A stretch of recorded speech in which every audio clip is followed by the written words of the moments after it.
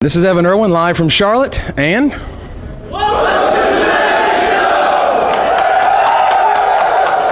Black is a cast, and two is a crowd, and gold rim is an answer. I'm here with Benjamin Peebles Monday after a round 7 feature match lost to a mono red deck. Tell me about that. Well, basically it seemed like it was just all burn spells and also mutavaults, which was real bad for me. Yeah, I had to ask. Browbeat. Well, I mean, I wasn't surprised to see it. I was hoping with the first one that I could keep him, down and blowing up on cards that he couldn't kill me. But then when the second one showed up and I was planning on bouncing all those lands, I had to let him get the gas. And then, basically just drew a whole bunch of cards that weren't going to help me out. Like, they were all spells, like Wrath of God and things like that, but, they weren't going to get the job done. Right. How did you sideboard for game 2? I brought in Serrated Arrows and Aven Rift Watchers. Serrated Arrows aren't great against him because he doesn't have very many creatures, but they're a good answer to things like Magus and Scroll. And, they're a way to kill a man land, which I don't usually have. I took out the combo. I took out Bonded Fetches and Mirror Entities because I figured he'd be bringing in Sulfur Elemental, and with Sulfur Elemental and play Mirror Entity, can't ever do anything. And also, those cards just don't do enough in the matchup. You can't afford to spend time casting them. So, Right on. So, game 2, 1 mana for what, 6 or 7 turns? yeah, well, he just played, Mountain and then suspended Riftbolt 4 turns in a row. Jeez. And, that's real good. So, Yeah. it was good enough. And even when you got to going and even bounced the lands, he just played it again and started playing other stuff. So. Yeah, there was one thing that I could have done at the end of the game if I had tapped my Serrated Arrows to make my Muldrifter 1/1. Then I could untap and kill my own Muldrifter and evoke Revel Arc. And if the top 2 cards in my deck were Aven Rift Watcher and Momentary Blink, then I might be able to get back in the game. And because I didn't do that, I had to just cast the Revel Arc and then cast Wrath of God. And as it turned out, the top 2 cards in my deck were Aven Rift Watcher and Momentary Blink. So. Oh, man. So do you feel that your deck has a good matchup against his, or is this just a case where you just didn't draw a lot of business spells or something? I don't think it's a good matchup. Okay. He has Sulfur Elementals that make me have to take the combo out, and he just puts so much pressure on and is very fast. Like, Revel Arc deck is not very slow, but it's really not very fast either. So when somebody's just casting lightning bolts at you, they can kill you pretty fast. And we don't have main deck Aven Rift Watchers, so it makes it even worse for us. So you'll be playing next round to get in the top 8, huh? Yeah, I'm gonna try. All right, man. We'll see you there. All right, thanks.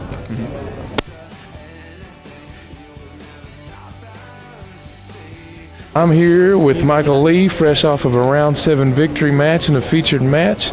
Michael, tell us today about your deck, Mono Red. I decided to play Mono Red aggro today because it has burn spells, creatures. It's pretty much, and everyone's playing 4s and 5s, and I'm playing 1s and 2s. So I'm 10 times faster than all the decks. And it's ridiculously consistent. Yeah. I've mulliganed have to good 5 hands and almost beaten every time. Dragonstorm, which is my worst matchup. It's pretty good, though.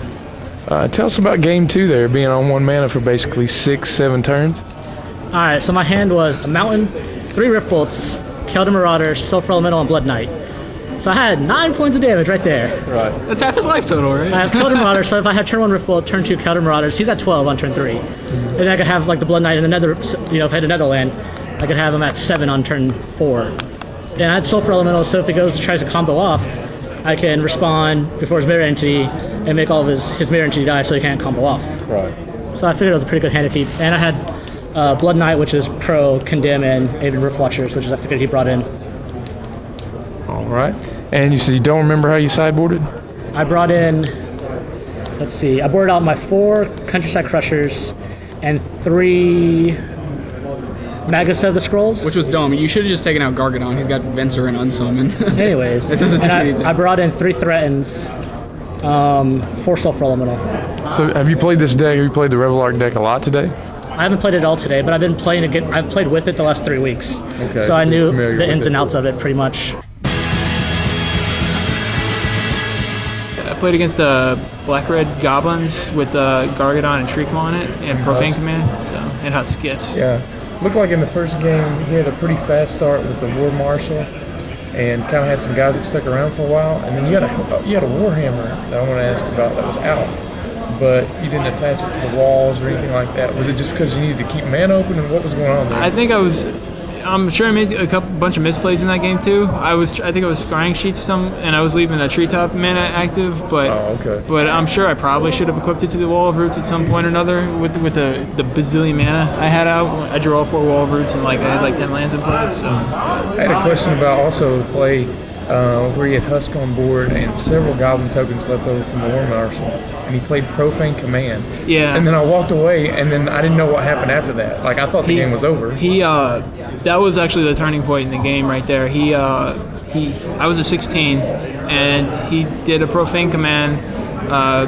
I can't remember what the modes were for. I know it was got back a War Marshal, I think. Yeah, one was a return, and I think the other one was a kill my Siege Gang command. Or no, it was going to be fear, fear to his team or the Husk, and he had enough to deal 14, and I was a 16, so it would have left me at 2, and he would have just had a Husk, and I would have had an army of walls out. And so we abandoned that. So we just stacked a couple to the Husk and got in for like 6, took me to 10, and then the game just stalled out from there. So. Okay. Yeah, to me it looked like it was over at that point, and then all of a sudden I come back and he's still playing. I was like, okay, what happened? And then in game 2, it looked like it was pretty much just decided when you got that Cloud Thresher out and the hammer, and then you rolled right into a Sulphurous Blast. Well, he had actually seen the Sulphurous Blast in my hand from a Thoughtseize. I was like, I have Cloud Thresher, and I got, I ripped one of the Warhammers. And I was like, I think I can take this game, I mean, that's the combination I've been talking about all day to everybody. I'm like, that's 10 life, take 10. Gargadon get in the way, it's fine, So, did you sideboard in more Warhammers? I only have one in the main and one in the board. And, I boarded in the one. What else did you bring in against him? The 4 Sulphurous Blast, because he's got a lot of X3s and below, so. Yeah. What about this black-red Husk Gargadon type the archetype? Think it's any good? I think it's amazing. Probably he drew a lot of good cards. If he had drawn Grave Pact, I probably just would have been just screwed. I don't think I would have had a chance. Because I mean, that's just like he has so many guys, and my guys, I put such an investment into like 6 mana, and he can just sack a token, and eventually I'll have to lose my 6 mana guy. Like it's it's not even a fair fight if he gets Grave Pact out, and then he can get multiples of those, and they'll stack. Like Grave Pact's just probably smash big. You think your sideboard plan was pretty spot on, or would you do something different next time if you played this again? With what I had, I mean, it was fine. Like, I mean, if I had like enchantment removal for a Grave Pact, that'd be nice. But I don't even think I boarded in because I mean it's pretty limited. All he has is Grave Pacts. I just got to kind of hope that he doesn't have it. I guess. I mean, not much I can do. Red green. All right. Well, great job today. We'll see you in the top 8, man. Hopefully. All right. Thank you. Thanks. All right, here with Chris Walterek after a round 7 victory against blue-black, but not the traditional blue-black. Tell us a little bit about it. I played versus the Mannequin deck, Street Mall, all that stuff. Ripwing Cloudscape. Everyone knows who that is. Well, right. Most of the blue-black, I guess we've been seeing today has been all fairy-based, and now to see that, it's a little different.